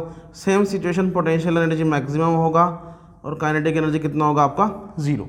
ये हम पहले भी डिस्कस कर चुके हैं, ठीक है, काफ़ी कॉमन है। इससे रिलेटेड हम लोग क्या करने वाले हैं, इसकी conservation of energy in an elastic spring हम लोग निकालने वाले हैं। पहला जो मैं केस लेने वाला हूं वो क्या होगा, एक्सट्रीम पोजीशन का। एक्सट्रीम पोजीशन की बात करने वाला हूं। एक्सट्रीम पोजीशन में एक्स क्या लिया मैंने यहां पर, एक्स मैक्सिमम लिया था, एम याद है आपको। एक्सट्रीम पोजीशन की बात कर रहा हूं और आपको पता होना चाहिए एक्सट्रीम पोजीशन के लिए वेलोसिटी हम लोगों ने कितना, यार काइनेटिक एनर्जी जीरो है भैया, हाफ एम वी स्क्वायर, तो वेलोसिटी कितना होगा, जीरो, ठीक है। अब बात करते हैं पोटेंशियल एनर्जी की। पोटेंशियल एनर्जी को मैंने यू से रिप्रेजेंट किया था, तो यू कितना हो गया आपका, हाफ के एक्स एम का होल स्क्वायर। होगा या नहीं होगा, सोच के लिए एच का वैल्यू मैंने क्या ले लिया है यहाँ पे, मैक्सिमम काइनेटिक एनर्जी 0 है तो वेलोसिटी 0 कर दिया, मतलब मैं यहाँ पर डायरेक्टली लिख दूंगा ना भैया, काइनेटिक एनर्जी कितना हो गया आपका 0। ठीक है, दूसरी, ठीक है, सेकेंड कंडीशन में क्या ले सकता हूं, एट एनी पोजिशन x। देखो मैं ये क्या बोला, ये इसकी एक्सट्रीम पोजीशन है x, इससे अगर और खींचता हूं तो स्प्रिंग क्या होगा, टूट जाएगा, डैमेज हो जाएगा, जो भी है। लेकिन अगर मैं इसके बीच में कोई सी नॉर्मल सी सिचुएशन की बात करता हूं, यहां पे पॉसिबल है क्या, ये इसका मीन पोजीशन है, यहां से थोड़ा सा इधर जो कि कितना होगा x, ये तो एक्सट्रीम है, मैं वहां नहीं जा रहा, मैं यहां की बात कर रहा हूं। ठीक है, ये इसका क्या होगा, अच्छा ये जो कंडीशन है, क्या ये जो एनर्जी है वो मैक्सिमम होगी सिचुएशन में, आपको पता है मैकेनिकल एनर्जी इक्वल टू कितना था, काइनेटिक प्लस पोटेंशियल के सम के बराबर, पता है ये बात। ठीक है, तो यहां पर मैंने आपको क्या बोला, काइनेटिक 0 है। ठीक है, इस कंडीशन में काइनेटिक कितना था 0, और पोटेंशियल कितना हो गया था आपका, कितना हुआ था हाफ के एक्स स्क्वायर, मतलब जो मैकेनिकल एनर्जी था किसके बराबर हो गया आपका, हाफ के एक्स स्क्वायर के बराबर। मतलब आप अगर यहां पर बोले हैं कि mechanical energy is equal to kinetic plus potential, तो इसका मैक्सिमम एनर्जी जो टोटल एनर्जी होगा किसके बराबर होगा, हाफ के एक्स एम के स्क्वायर के बराबर। और काइनेटिक एनर्जी कितना होगा कि sir half M we square के बराबर। पोटेंशियल एनर्जी कितना होगा कि सर जितना उतने गेन करना होगा उतना कितना होगा, हाफ, सॉरी कितना हो गया यहाँ पे, हाफ के और एक्स स्क्वायर। ध्यान रखें यहाँ पर मैंने एम नहीं लगाया है, ये रैंडम पोजीशन है, एक्स कुछ भी हो सकता है। ठीक है, अगर मैं इस वैल्यू को इधर लेकर, मुझे क्या निकालना है यहाँ पर, वी निकालना है। ठीक है, इसको उठा के इधर लाओ और कैलकुलेट करो। अगर मैं इसको उठा के इधर लेकर आता हूं तो v अपनी जगह पर रखना है, वैल्यू हो जाएगा हाफ, हाफ सबसे कैंसिल आउट कर दो भाई, हाफ सब में कॉमन है तो हाफ तो उड़ा दो सब में से, तो कितना हो जाएगा मेरे पास, M we square is equal to के एक्स, के भी कॉमन ले लो यहां से, K x M square minus x square, ये हो जाएगा। कैलकुलेट करने पे मुझे v निकालना है यहाँ पे। ठीक है, क्योंकि वेलोसिटी कितना होगा, रैंडम पोजीशन पर वेलोसिटी कितना होगा ये मैंने फाइंड आउट करना है, आ जाएगा। तो v square is v square, v directly निकाल दें यहाँ से, तो v इज इक्वल टू कितना हो गया आपका, k upon m root over x M square minus x square, और ये आपका वैल्यू आ गया किसका, वेलोसिटी का, एट एनी पोजीशन। किसी भी पोजीशन में क्या निकाल लिया यहाँ पर, v निकाल लिया। ठीक है, अब आप सोच कर देखिए, ये तो वेलोसिटी आ गया मेरा रैंडम पोजीशन पे। अब मैं क्या कर रहा हूं, at mean position, case number 3,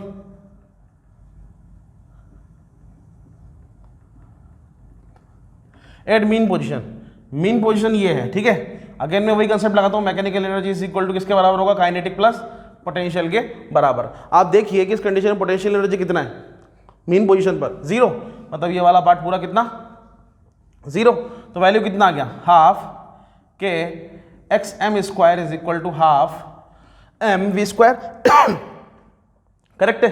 और यहां पर जो वैल्यू निकलेगा, अच्छा हाफ से हाफ तो उड़ा दो, यहां जो वैल्यू निकलेगा वो कितना निकलेगा, v square is equal to M we square is equal to के एक्स एम का होल स्क्वायर, तो v square is equal to कितना हो गया आपका, वी इज इक्वल टू कितना हो गया, के अपॉन एम, और ये हो गया आपका एक्स एम स्क्वायर।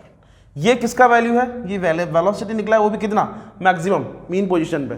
ठीक है, अगर आप यहां पे ग्राफ से देखते हैं तो ग्राफ से भी इसका वैल्यू पता लग सकता है। कैसे, ये डिस्प्लेसमेंट है, ये एक्सट्रीम पोजीशन पॉजिटिव, ये नेगेटिव। ठीक है, अगर आप देखेंगे यहां पर तो देखिए ये एक्सट्रीम पोजीशन है इस सिचुएशन का, तो यहां पर क्या हो रहा है, पॉजिटिव वैल्यू आ रहा है एक्सएम, एक्सट्रीम, ये क्या है आपका मिनिमम वैल्यू। और मीन पोजीशन में काइनेटिक एनर्जी कितना आ रहा है आपका, यहां पे देखिए 0। ये किसका ग्राफ है, काइनेटिक एनर्जी का। ठीक है, काइनेटिक एनर्जी यहां पर काइनेटिक एनर्जी आ रहा है, तो काइनेटिक एनर्जी इस कंडीशन में कितना हो गया 0, यहां कितना हो गया 0, यहां कितना है मैक्सिमम। अगर बात करूं पोटेंशियल एनर्जी की, तो पोटेंशियल एनर्जी इसका ग्राफ क्या होगा, उल्टा होगा। देखिए इस कंडीशन में जब वैल्यू किसमें थी, इसमें, तो पोटेंशियल एनर्जी क्या आ रहा है, मैक्सिमम आ रहा है। ये देखिए यहां देखिए पोटेंशियल एनर्जी कितना आ रहा है, इस जगह मैक्सिमम, इस जगह देखिए पोटेंशियल एनर्जी कितना आ रहा है 0, लेकिन टोटल एनर्जी क्या है आपका कंजर्व हर केस में।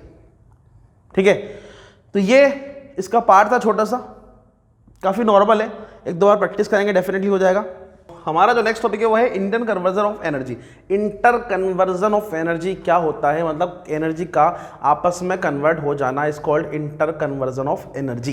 ठीक है, मतलब काइनेटिक का पोटेंशियल में, पोटेंशियल काइनेटिक में कन्वर्ट हो जाना क्या कहलाता है आपका, इंटर कन्वर्जन ऑफ एनर्जी। ठीक है, तो इसमें पहला जो पार्ट है, दो पार्ट में इसको मैंने डिवाइड किया हुआ है। पहला है for a free falling body, मतलब एक बॉडी ऊपर से नीचे आ रही है तो एनर्जी किस तरह इंटरचेंज होगी, और अगर एक बॉडी नीचे से ऊपर जा रही है मतलब वर्टिकली प्रोजेक्टेड अपवर्ड जा रही है तो इस कंडीशन में कैसे एनर्जी कन्वर्ट होगी ये हमें चेक करना है। ठीक है, तो यहाँ पर ये बताया गया है, मैं एक काम करता हूँ, इसी को पास में फिगर बना लेता हूँ। एक ब्लॉक है वो ऊपर से नीचे आ रहा है, ये देखिए। अब ब्लॉक पहले इनिशियली रुका हुआ था तो इनिशियल वेलोसिटी कितना होना चाहिए उसका, 0, और ये ब्लॉक जो है वो आपका सरफेस ऑफ द अर्थ से h हाइट पर है। ठीक है, तो इंटर कन्वर्ट करना है काइनेटिक को पोटेंशियल में। आप देखिए कि इनिशियली u 0 होगा, मतलब काइनेटिक एनर्जी का वैल्यू कितना हो गया इस केस में 0, तो डेफिनेटली जब काइनेटिक 0 होगा तो मैक्सिमम कौन होगा आपका, पोटेंशियल एनर्जी। ठीक है, तो मैं वो चेक कर रहा हूँ, हाईएस्ट पॉइंट पे चेक करूंगा और लोवेस्ट पॉइंट पे चेक करूंगा। तो हाईएस्ट पॉइंट पे अगर बात करी जाए वेलोसिटी 0 तो काइनेटिक एनर्जी कितना हो गया आपका 0, तो इस केस में पोटेंशियल एनर्जी कितना हो जाएगा आपका mgh के बराबर। राइट, बड़ा आसान है। अब ये ब्लॉक चलता चलता नीचे आ रहा है, अब नीचे आ रहा है तो डेफिनेटली जैसे जैसे नीचे आएगा just because of acceleration due to gravity body का वेलोसिटी बढ़ेगा, मतलब नीचे आने के बाद पोटेंशियल एनर्जी कितना हो जाएगा आपका 0, मतलब गिरने के बाद नहीं, height above the surface just before strike the ground, गिरने से जस्ट पहले पोटेंशियल एनर्जी कितना हो जाएगा 0। तो इस केस में पोटेंशियल एनर्जी कितना हो गया आपका 0। अब बात करते हैं काइनेटिक एनर्जी की, तो वो कैसे तक, वो कितना होगा काइनेटिक एनर्जी, काइनेटिक एनर्जी का वैल्यू कितना होगा, हाफ mv², ये काइनेटिक एनर्जी का वैल्यू होगा। अब मुझे इसको इंटर कन्वर्ट करना है, वो कैसे करेंगे आप देखिए। इक्वेशन ऑफ मोशन क्या होता है, v² is equal to u² plus 2gh होता है या नहीं होता। अगर मैं यहाँ पर बोलूँ कि बॉडी जब ऊपर से नीचे आ रही थी तो इनिशियल वेलोसिटी कितना था 0, तो यहाँ पर इस केस में इनिशियल वेलोसिटी 0 कर दूंगा तो वैल्यू हो जाएगा v² इज इक्वल टू किसके बराबर हो जाएगा, 2gh के बराबर। मतलब मैं यहाँ पर इस जगह v² का वैल्यू 2gh अगर पुट कर देता हूँ तो वैल्यू कितना आएगा चेक करते हैं। Kinetic energy is equal to half अपनी जगह पर है, m अपनी जगह पर है, और v² का वैल्यू कितना हो जाएगा 2gh के बराबर। इस 2 से 2 को उड़ाऊंगा तो kinetic energy is equal to कितना हो गया आपका mgh। ठीक है, आप देखिए ये काइनेटिक एनर्जी और ये पोटेंशियल एनर्जी एक दूसरे के बराबर है कि नहीं है। मतलब क्या बोलूँगा मैं, initial potential energy is equal to final kinetic energy एक दूसरे के बराबर हैं, मतलब एनर्जी इंटरचेंज हो गई है, ये मेरा कंक्लूजन है। Is it clear. इसका अपोजिट, अगर मैं किसी बॉडी को सरफेस से ऊपर की तरफ प्रोजेक्ट करता हूं तो मेरा इनिशियल वेलोसिटी क्या होने वाला है, मैक्सिमम, तो काइनेटिक एनर्जी मैक्सिमम होगा, पोटेंशियल एनर्जी कितना होगा 0। हाईएस्ट पॉइंट पर जाने के बाद बॉडी का पोटेंशियल एनर्जी मैक्सिमम होगा और काइनेटिक एनर्जी कितना हो जाएगा इस केस में 0। कितना हाइट गेन कर रहा है बॉडी, h हाइट गेन कर रहा है। एट लोवेस्ट पॉइंट की बात करूंगा तो लोवेस्ट पॉइंट पे बॉडी का काइनेटिक एनर्जी कितना होगा, हाफ mu²। u मतलब इनिशियल वेलोसिटी प्रोजेक्ट कर रहा है ना, तो u क्या होगा आपका मैक्सिमम होगा या नहीं होगा। और इस केस में पोटेंशियल एनर्जी कितना होना चाहिए भैया, हाइट अबव द सरफेस, जो कि कितना होना चाहिए 0 के बराबर। अब बात करूंगा किसकी, हाईएस्ट पॉइंट पर जाने के बाद, तो हाईएस्ट पॉइंट के जाने के बाद बॉडी का काइनेटिक एनर्जी कितना हो जाएगा 0 और पोटेंशियल एनर्जी कितना हो जाएगा मैक्सिमम mgh। क्या बोलते हो, होगा या नहीं होगा। अरे हाइट अबव द सरफेस होना चाहिए, नहीं होना चाहिए, मैक्सिमम mgh। अब फिर से मैं क्या करूँ, यहाँ पर इक्वेशन ऑफ मोशन लगाएं, v² is equal to u² minus 2gh के बराबर, और इस केस में फाइनल वेलोसिटी कितना हो जाना चाहिए बॉडी का 0, और u² इज इक्वल टू कितना हो गया, यहाँ पर अगर इस केस से बात करूँ तो u² इज इक्वल टू किसके बराबर हो गया 2gh के बराबर। ठीक है, हो गया काम आसान। अब आप क्या करें कि यहाँ से h का वैल्यू निकाल लें। क्या करें आप, यहाँ से h का वैल्यू निकाल लें, या g का h का निकाल लेते हैं। h इज इक्वल टू किसके बराबर हो जाएगा, u² अपॉन 2g के बराबर। पॉसिबल है ऐसा करना, ठीक है। और ये वैल्यू उठाकर कहाँ पुट कर दूँ, यहाँ पुट कर दूँ, इधर ये वैल्यू उठाकर मैं यहाँ पुट कर देता हूँ। ठीक है, तो पोटेंशियल एनर्जी का जो वैल्यू आएगा वो m अपनी जगह पर है, g अपनी जगह पर है, और h का वैल्यू कितना हो जाएगा u² अपॉन 2g के बराबर। इस g को इस g से उड़ा दो तो पोटेंशियल एनर्जी कितना हो गया आपका m u square upon 2 means you can say m is potential energy is equal to half m u square. ठीक है, ये बन गया।